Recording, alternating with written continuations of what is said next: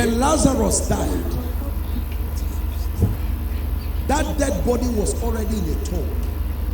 And Jesus said, Lazarus sleepeth. He says, let's go and wake him. He gets to the grave and says, roll away the stone.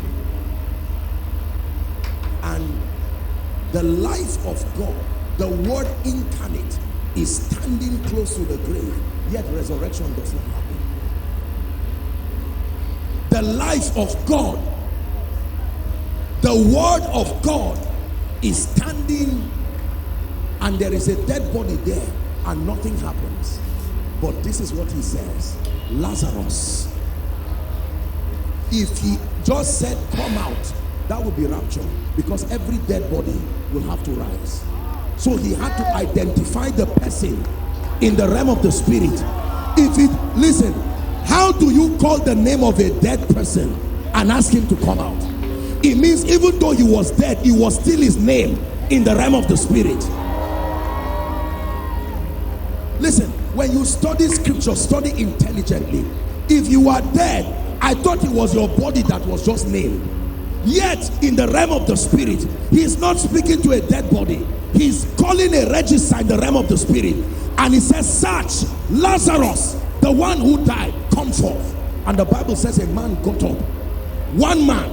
Only God knows how many wars were fought around that cave before Lazarus died. He certainly is not the only dead body there, but he's the only one the master called. If you were created in the image and the likeness of God, he also teaches you how to bring things back from the dead. That means you can sit down and say, my glory and my destiny, the destiny of my family, in the name of Jesus, I send a sound and I declare comfort. You are praying it in your one room. Listen, I like you to say it in 1 minute. Pray it, comfort, comfort, comfort. I prophesy by the power of the Holy Ghost. Comfort, comfort. The glory that God has placed upon my life, comfort, be revealed, comfort.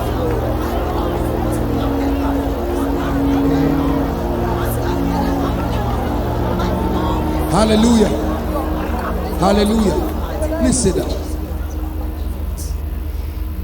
When Lazarus came forth, bound hand and feet, he now said, loose him and let him go. And he left. When Jesus died, the Holy Spirit was still there, yet Jesus was not resurrected, because the sound that he left was that it was after 3 days, not 1 day. So the Holy Ghost would not come immediately to raise him. He had to wait until he became consistent with the sound. Destroy this temple, he says, and after 3 days. But on the 3rd day, that sound was activated. The Bible says an angel came, rolled the stone and sat on it. And the Spirit of God, who represents the glory of the Father, came. And the Son of the living God, resurrected with honor. And when he came out, he met the disciples. And the first thing he said is, all hail, all authority in heaven and in the earth has been given unto me. Go ye therefore. Go therefore. Go therefore. Go therefore. How come? Listen, this thing is so powerful. We are in church now. Do you know there's someone who is seated here with a truckload of challenges? There's someone seated here with a medical condition. The spirit behind that problem is listening to me.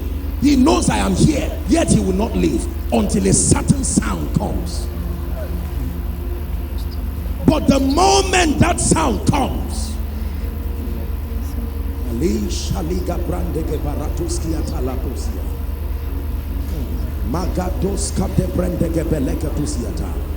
Jesus passing Lazarus, or Jesus passing blind Bartimaeus. How does life pass a man and you would think a miracle should happen even without him touching? After all, it happened to the woman with the issue of blood. So why could it not happen to this man? But Lazarus produced a sound. Mercy has a sound. Thou son of David, have mercy on me. And he turned and looked at him. What should I do for you? And when he told him, that man got his healing and his miracle instantly. The sound that comes from prayer. Let me give you the last one. Is God speaking to you?